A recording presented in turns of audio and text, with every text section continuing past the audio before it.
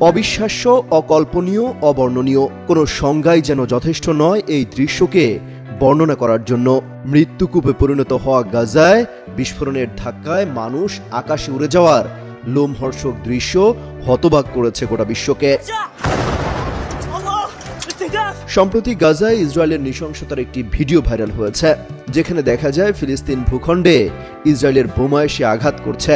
সেই বোমার বিস্ফোরণের ধাক্কায় বেশ কয়েকজন মানুষকে আকাশে ছিটকে আবার নিচে পড়তে দেখা যায়, যে দৃশ্য ক্যামেরায় ধরা পড়েছে।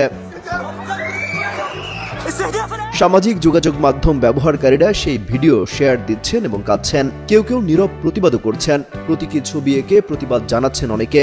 শুধু মুসলিম বিশ্বই নয়, এই দৃশ্য নাড়িয়ে দিয়েছে কোটি কোটি মানুষের হৃদয়। তবুও মন গলছে না ইসরায়েলিদের, চালিয়ে যাচ্ছে একের পর এক বিমান হামলা। ভাইরাল সেই ভিডিও নিয়ে নিজের ভেরিফাইড ফেসবুক পেজে একটি স্ট্যাটাস দিয়েছেন জনপ্রিয় ইসলামিক আলোচক শায়খ আহমদুল্লাহ। তিনি লিখেছেন, ঝোড়ো হওয়ার গাছের শুকনো পাতা যেভাবে আকাশে উড়ে যায়, বোমার আঘাতে পবিত্র ভূমির মানুষদেরকে সেভাবে আকাশে উঠতে দেখল বিশ্ববাসী। পৃথিবীর 800 কোটি মানুষ, 200 কোটি মুসলমান, জাতিসংঘ, ওআইসি, আরব বিশ্ব কেউই হায়নার হাত থেকে একটি জনপদকে রক্ষা করতে পারল না। বরং সবাই রোমের কলোসিয়ামের গ্যালারিতে বসে গ্ল্যাডিয়েটরদের মৃত্যু দেখার মতো যেন উপভোগ করছে এই বর্বরতা। অমিত হাসান রবিন, যুগান্তর নিউজ।